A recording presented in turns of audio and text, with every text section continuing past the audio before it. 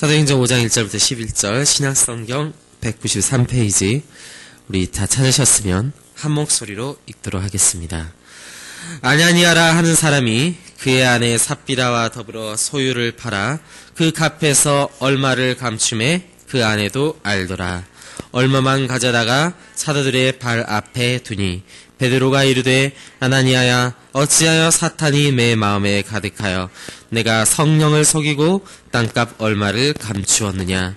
땅이 그대로 있을 때에는 내 땅이 아니며 판 후에도 내 마음대로 할 수가 없더냐. 어찌하여 이 일을 내 마음에 두었느냐. 사람에게 거짓말한 것이 아니요 하나님께로다. 아나니아가 이 말을 듣고 엎드려져 혼이 떠나니 이 일을 듣는 사람이 다 크게 두려워하더라. 젊은 사람들이 일어나 시신을 싸서 메고 나가 장사하니라. 3시간쯤 지나 그의 아내가 그 일어난 일을 알지 못하고 들어오니 베드로가 이르되 그 땅의 판값이 이것뿐이냐 내게 말하라 하니 이르되 예 이것뿐이라 하더라. 베드로가 이르되 너희가 어찌 함께 꾀하여 주의 영을 시험하려 하느냐. 보라 내 남편을 장사하고 오는 사람들의 발이 문 앞에 이르렀으니 또 너를 메어 내가리라 하니 곧 그가 베드로의 발 앞에 엎드려져 혼이 떠나는지라. 젊은 사람들이 들어와 죽은 것을 보고 메어다가 그의 남편 곁에 장사하니 온 교회와 이 일을 듣는 사람들이 다 크게 두려워하니라. 아멘. 오늘은 속일 수 없는 하나님이라는 제목으로 하나님의 말씀 전하도록 하겠습니다.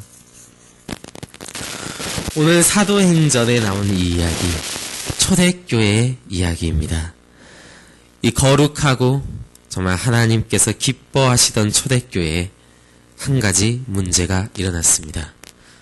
아나니아와 삽비라는 부부에 대한 이야기인데요. 오늘 놀랍게도 저희들을 당황케 하는 것은 이 두 사람은 하나님께 많은 헌금을 하려다가 즉사했기 때문입니다. 이 사실이 우리를 상당히 당황케 합니다. 저도 어렸을 때 어머니가 교회 가라고 헌금을 주시면 가끔은 장난감도 사고 맛있는 것도 사 먹곤 했습니다. 우리도 때때로 하나님께 헌금하기를 아까워할 때도 있고 잊어버릴 때도 있고 11조를 철저하게 계산해서 하지 못하는 경우도 부지불식간에 있습니다.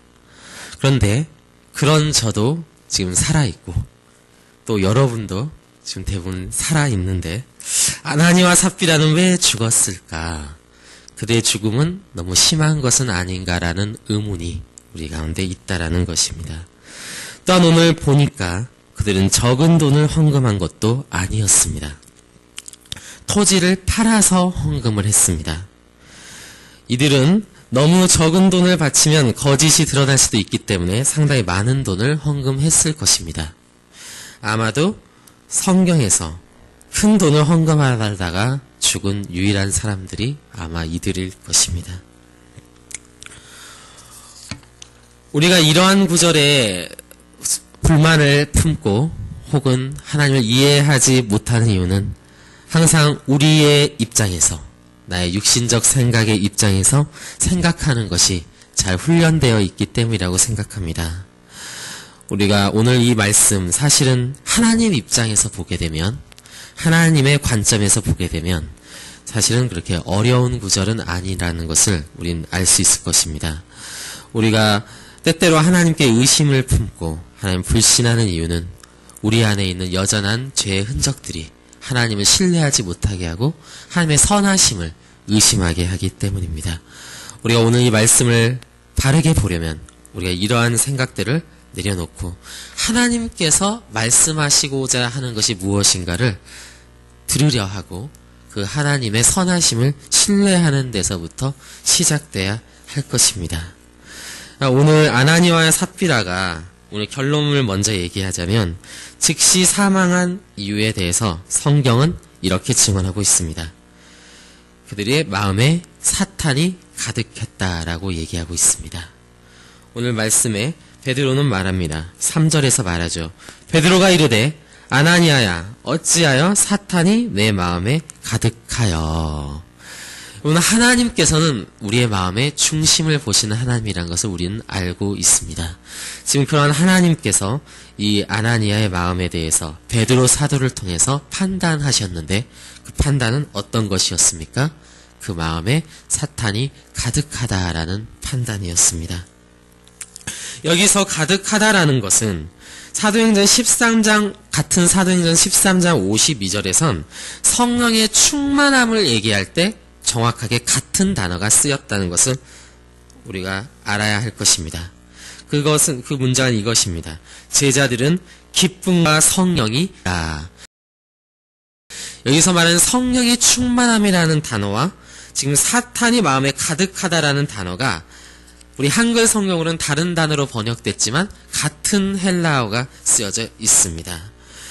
또 그 밖에 신약 성경에서도 이 단어는 성령의 열매가 가득하다고 할 때 이 단어를 쓰고요. 그리스도의 충만을 얘기할 때 이 단어를 합니다.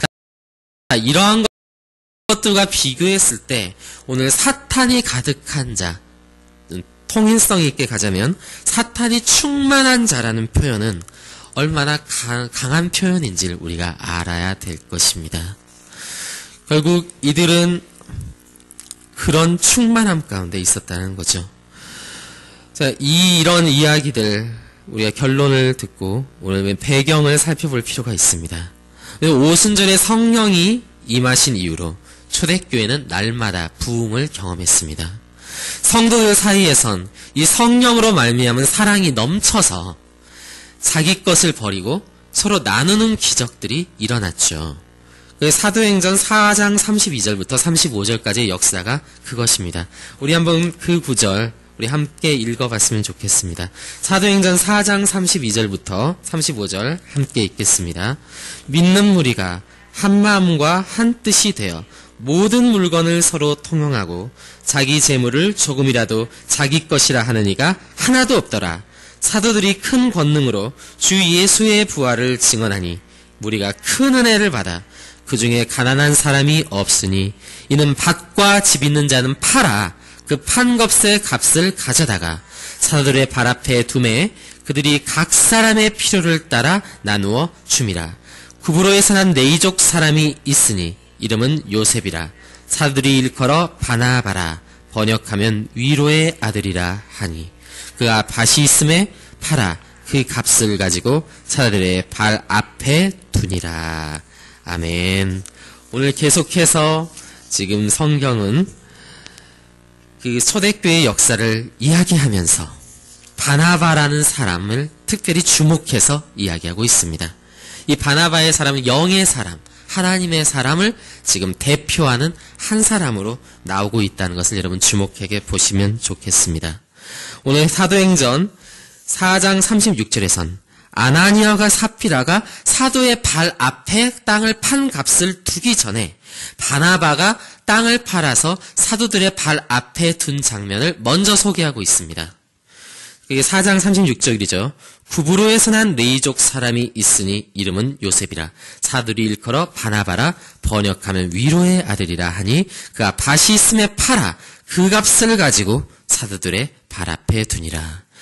자, 이러한 본문의 구조를 보았을 때 오늘 본문은 이러한 바나바, 이런 하나님의 사람 바나바의 헌금과 아나니아와 삽비라, 이런 유괴 사람인 아나니아와 삽비라의 헌금을 일부러 대조함으로써 복음에 감격하여 헌금을 한 바나바와 이런 육신의 욕심을 가지고 헌금했던 아나니아와 삽비라의 모습을 대조적으로 보여주고 있는 것입니다. 아나니아와 삽비라의 심정은 무엇이었을까요? 아마 이런 것이었을 것입니다. 나도 바나바처럼 사람들의 칭찬을 받고 싶다.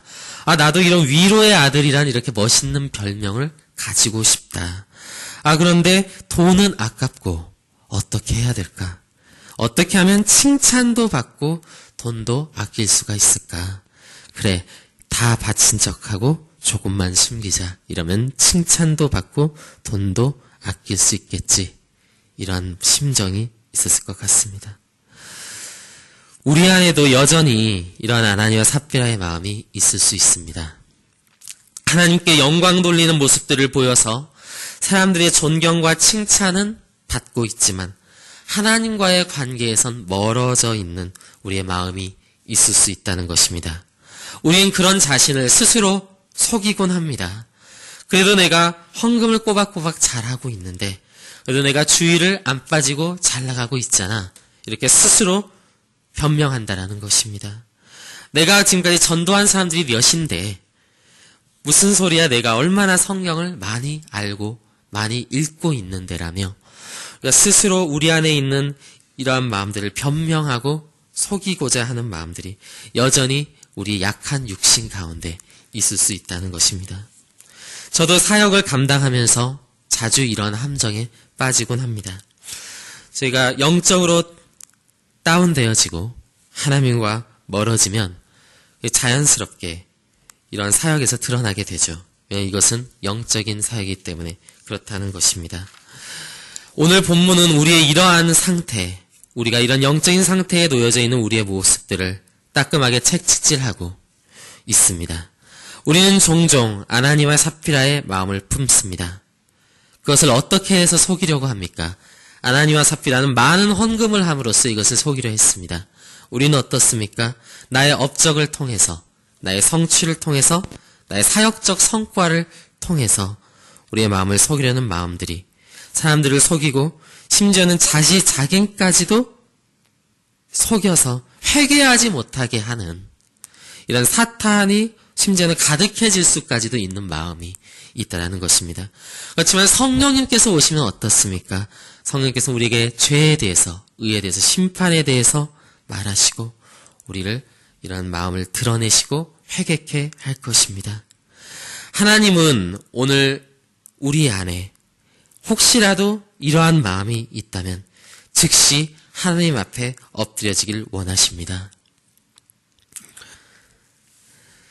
정작 하나님과는 멀어져 있으면서 우리가 이런 것들을 의지해서 우리 스스로를 위로한다면 이건 얼마나 비참한 상태입니까? 저의 교훈은 크게 세 가지였던 것 같습니다. 이 말씀을 준비하면서 하나님께서 제 마음 가운데 세 가지 잘못된 마음을 드러내셨습니다. 첫 번째는 설교만 잘하면 돼. 두 번째는 찬양만 잘하면 돼. 세 번째는 전도만 잘해서 부흥만 일으키면 돼. 이런 마음들. 이런 것들로 우리가 스스로 하나님을 의지하는 게 아니라 이런 것들을 의지하여 스스로를 위로한다면 이것은 참으로 비참한 상태라는 것을 주님께서 깨닫게 하셨습니다. 우리가 하나님께 돌아가야 할 것입니다. 우리의 비참함을 고백하고 우리가 주님께 돌아가야 됩니다. 회개해야 할 것입니다. 우리가 보여지는 어떤 것으로 하나님과의 관계까지도 속이려고 한다면 우리 안에 있는 성령님은 얼마나 근심하시겠습니까? 오늘 말씀에서 결국 이러한 것들을 통하여 하나님께서는 하나님을 정말 참으로 경외하는 교회, 하나님을 두려워하는 교회를 만드시길 원하신다는 것을 우리에게 이 말씀을 통해서 보여주고 계십니다. 오늘 우리는 이 타락의 영향력이 얼마나 큰지를 보게 됩니다. 남편이 처음에 결정을 했습니다.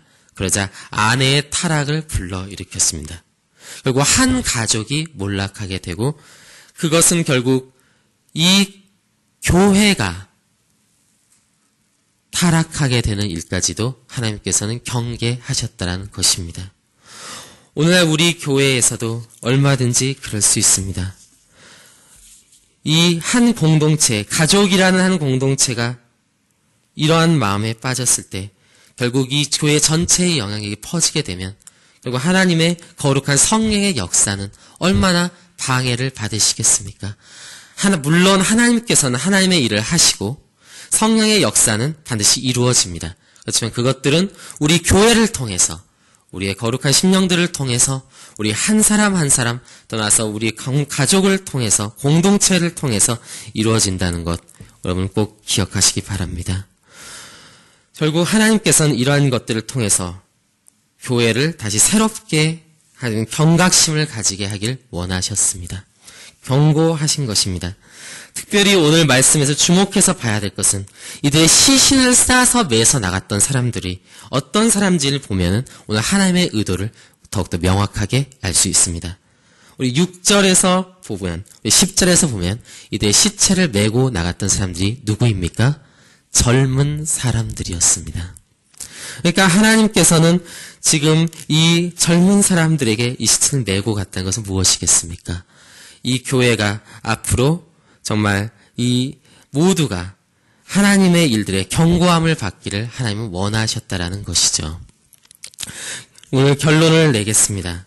하나님 베드로를 통해서 성령님께서 이들의 위선을 용서하지 않은 이 사건은 온 교회에 드러났고요. 모든 사람들이 하나님을 두려워하는 것으로 이루어졌습니다. 우선 가장 어린 젊은 층의 사람들부터 이제 앞으로 교회를 이끌어야 갈 그 젊은 일꾼들부터 그 모든 또한 나이 든 사람에게까지 결국 모든 사람들에게 이 소문은 나게 되었습니다. 결국 그 모든 교회의 사람들은 하나님을 두려워했다라는 것이죠. 이것이 오늘 하나님의 이 말씀의 의도였습니다. 우리가 이 말씀을 듣고 우리가 스스로를 점검해 볼 필요가 있을 것 같습니다. 특별히 하나님을 두려워하지 않는 이 시대, 정말 사탄이 가득하다고까지도 느껴지는 이 세대에서 특별히 우리는 경계해야 되고 우리는 기도하며 우리 자신 안에 정말 하나님의 은혜가 있는지 다시금 점검하고 정말 우리가 영의 사람으로 거듭날 수 있도록 우리가 이 말씀을 깊이 묵상해야 할 것입니다. 특별히 여러분 젊은 사람들을 위해서 기도해 주십시오. 하나님께서는 그들을 통해서 새 일을 하고자 하는데 우리 그들이 정말 살아계신 하나님을 경험할 수 있도록 하나님을 두려워할 수 있도록 그들에게 하나님께서 역사를 나타내시도록 여러분 함께 오늘 기도하셨으면 좋겠습니다. 오늘 같이 이 시간 가운데 저희를 기도하고 마치겠습니다. 하나님 아버지 감사드립니다. 주님 그렇습니다. 오늘 이 성령의 역사가 강하게 있었던 초대교회에서 여전히 우리는 옛사람의 모습들을 보게 됩니다.